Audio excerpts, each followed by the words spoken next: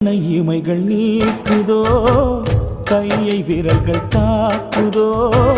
சொந்த பிள்ளை தாயை கொன்று ரோட்டு ஓரம் வீசுதோ கொலுவில் வைத்த தெய்வத்தை குப்பை மேட்டில் எரிந்ததா உயிரில் செய்த ஓவியத்தை உருகி நெருப்பில் எரித்ததா அண்ணல்